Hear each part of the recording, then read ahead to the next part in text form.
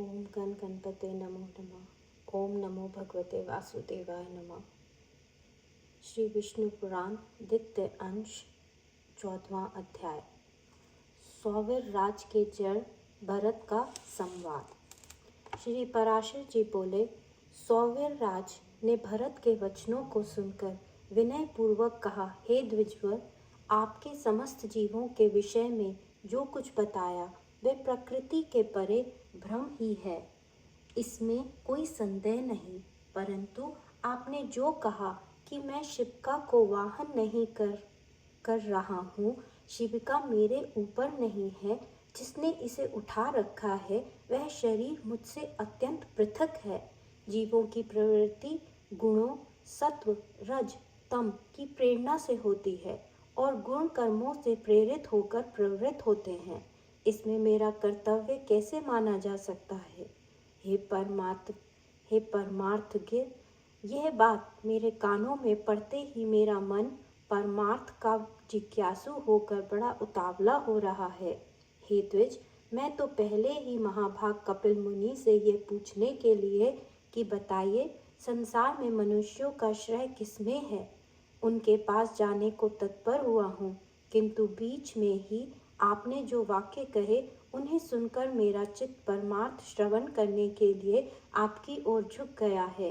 हे द्विज, ये कपिल मुनि सर्वभूत भगवान विष्णु के ही अंश हैं।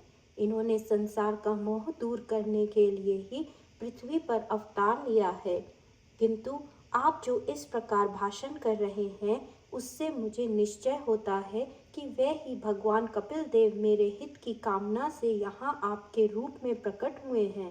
अतः हे द्विज, हमारा जो परम श्रेय हो वह आप मुझे विनीत से कहिए।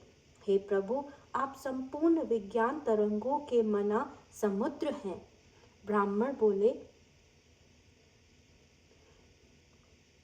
हे राजन, तुम श्रेय पूछना चाहते हो या परमार्थ? क्योंकि हे राजन, श्रेय तो सब अपारमार्थिक ही है। हे नृप, जो पुरुष देवताओं की आराधना करके धन संपत्ति पुत्र और राज आदि की इच्छा करता है, उसके लिए तो वे ही परम श्रेय है। जिसका फल स्वर्ग लोक की प्राप्ति है वह यज्ञात्मक कर्म भी श्रेय है, किंतु प्रधान श्रेय तो उसके फल की इच्छा न करने में ही है। अतः हे राजन, योग युक्त पुरुषों को प्रकृति आदि से अतीत उस आत्मा का ही ध्यान करना चाहिए, क्योंकि उस परमात्मा का संयोग रूप श्रेय ही वास्तविक श्रेय है। इस प्रकार श्रेय तो सैकड़ों हजारों प्रकार के अनेकों हैं, किंतु यह सब परमार्थ नहीं है। अब जो परमार्थ है सो सुनो। यदि धन ही परमार्थ है तो धर्म के लिए उसका त्याग क्यों किया जाता है, तथा इच्छित भोगों को ही प्राप्ति के लिए उसका व्यय क्यों नहीं किया जाता? अतः वह परमार्थ नहीं है।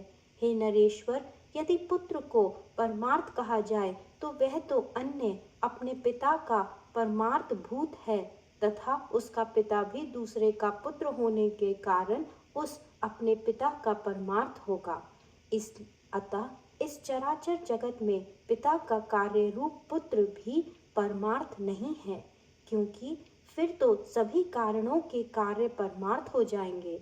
यदि संसार में राज्य आदि की प्राप्ति को परमार्थ कहा जाए तो यह भी कभी रहते हैं और कभी नहीं रहते, अतः परमार्थ भी आगमापाई हो जाएगा। इसलिए राज्य आदि भी परमार्थ नहीं हो सकते। यदि ऋग यजु और साम रूप वेद त्रयी से संपन्न होने वाले यज्ञ क्रम को परमार्थ मानते हो तो उसके विषय में मेरा ऐसा विचार है, हे नृप, वो वस्तु कारण रूपा मृतिका का कार्य होती है। वह कारण ही अनुगामी होने से मृतका रूप ही जानी जाती है। अतः जो क्रिया समेत घृत और कुशा आदि नाशवान द्रव्यों से संपन्न होती है वह भी नाशवान ही होगी, किंतु परमार्थ को तो प्राज्ञ पुरुष अविनाशी बतलाते हैं और नाशवान द्रव्यों से निष्पन्न होने के कारण कर्म अथवा उनसे निष्पन्न होने वाले स्वर्ग आदि नाशवान ही होते हैं, इसमें संदेह नहीं। यदि फल आशा से रहित निष्काम कर्म को परमार्थ मानते हो तो वह भी मुक्त रूप फल का साधन होने से साधन ही है, परमार्थ नहीं। यदि देहा आदि से आत्मा का पार्थक्य विचार कर उसके ध्यान करने को परमार्थ कहा जाए तो वह तो अनात्मा से आत्मा का भेद करने वाला है और परमार्थ से भेद है नहीं, अतः वह भी परमार्थ नहीं हो सकता। यदि परमात्मा और जीवनात्मा के संयोग को परमार्थ कहें तो ऐसा कहना सर्वदा मिथ्या है, क्योंकि अन्य द्रव से अन्य द्रव की एकता कभी नहीं हो सकती। अतः हे राजन, निसंदेह यह सब श्रेय ही है, परमार्थ नहीं। अब जो परमार्थ है वह मैं संक्षेप में सुनाता हूँ, श्रवण करो। आत्मा एक, व्यापक, सम, युद्ध, शुद्ध, निर्गुण और प्रकृति से परे है। वह जन्म, वृद्धि आदि से रहित, सर्वव्यापी और अव्यय है। राजन, वह परम ज्ञानमय है। असत नाम और जाति आदि से सर्वव्यापक का संयोग न कभी हुआ, न है और न होगा। वह अपने और अन्य प्राणियों के शरीर में विद्यमान रहते हुए भी एक ही है। इस प्रकार जो विशेष ज्ञान है वही परमार्थ है। द्वैत भावना वाले पुरुष तो अपरमार्थदर्शी हैं। जिस प्रकार अभिन्न भाव से व्याप्त एक ही वायु के बांसुरी के छिद्रों के भेद से शरद आदि भेद होते हैं, उसी प्रकार शरीर आदि उपाधियों के कारण एक ही परमात्मा के देवता, मनुष्य आदि अनेक भेद प्रतीत होते हैं। एक रूप आत्मा के जो नाना भेद हैं वे ब्रह्म देह आदि की कर्म प्रवृत्ति के कारण ही हुए हैं। देवादि शरीरों के भेद का निराकरण हो जाने पर नहीं रहता, उसकी स्थिति तो अविद्या के आवरण तक ही है। इस प्रकार श्री विष्णु पुराण के दूसरे अंश का 14वां अध्याय समाप्त। ओम नमो भगवते वासुदेवाय नमः।